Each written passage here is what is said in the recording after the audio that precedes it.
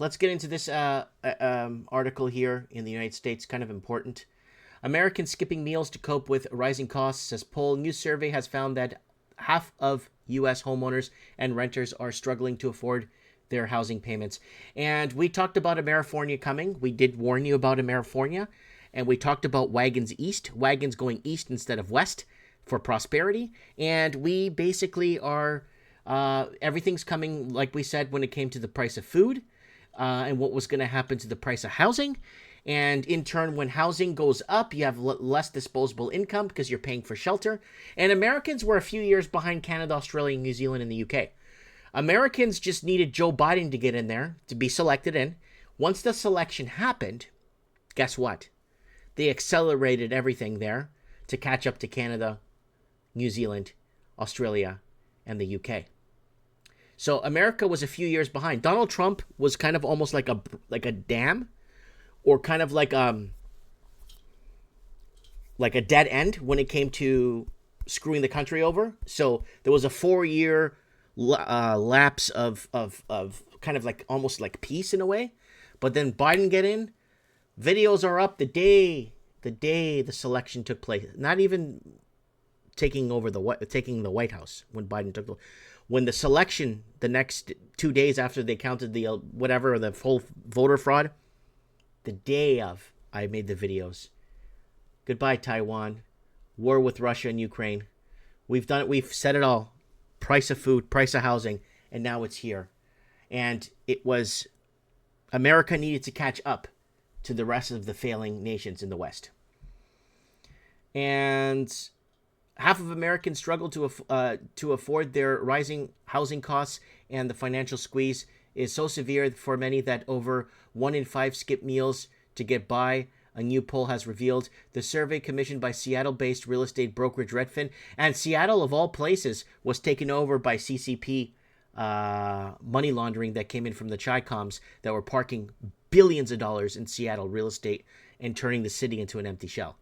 And released on Friday, shows that 50% of U.S. homeowners and renters have had difficulties making their housing payments. Many respondents said that they had to make sacrifices to cope with the inflationary pressures. For instance, 22% reported that they had skipped meals, 21% sold some of their belongings, and combined 37% either worked extra hours or took on additional jobs. So this is a big deal here on our channel because we were very vocal about this. We were very, very, very... And now it's kind of funny that they mentioned Seattle. It's kind of funny how they mentioned Seattle. And see if we could find some right here. Seattle needs more Chinese. Park your money here. We'll blame the tech workers. 4 years ago. Seattle and Vancouver real estate. Major housing correction coming to America, starting with Seattle. Amerifornia, wagons east. Seattle housing crash, kaboom. Seattle housing collapse, 5 years. Wow, it just yeah. How artificial inflation destroyed Toronto and Seattle's housing market. Seattle housing crash being blamed on tech workers, not CCP money laundering.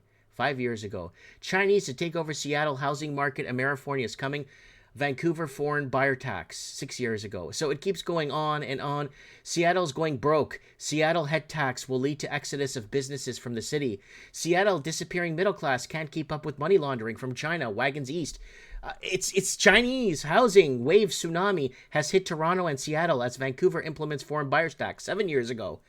Wow. It's just like when you have 5,000 videos, you're really talking about stuff here. You're really talking in 5,000 videos. You're really bringing up key points. All right. Rigged Medicine report finds nearly 60% of U.S. doctors receive payments for totaling over $12 billion from big pharma firms between 2013 and 2022. And of course, we know this. And a report has found that nearly 6 in 10 doctors in the United States receive payments from big pharma firms between 2013 and 2022. And you know what, guys? A lot of these doctors, and we've said it before back in 2021, in 2020, they're on the hook for murder. They're on the hook for murder. If you take in the blood money, you're on the hook for murder. Period. And Trump says Biden was higher than a kite during the SOTU address. So it was higher than a kite. Donald Trump has accused Joe Biden of using drugs to get through the State of the Union address last month. And there's no video here. I would love to play that video, but that's okay. And earthquake strikes California Bay Area day after New York, New Jersey rattled. Now, why am I bringing this up? Well, I want to bring this up for a very specific reason. Because earthquakes by 2027 will be included with climate change. Yeah! Climate change now is going to include earthquakes. It's going to take a few years to put that through the... You're going to look it up. You're not going to find anything. What I just told you, you're not going to find it. You won't find what I'm saying. But they're going to start to implement and layer in and massage in earthquakes, tsunamis as climate change. They're already blaming hurricanes, and hurricanes have been happening since the time of Moses. But they're going to be adding more and more things to climate change. Just like the LGBTQ plus 4, WXY 13 plus power 4. And they're going to keep adding to it just like... So I wanted to throw this out there for that.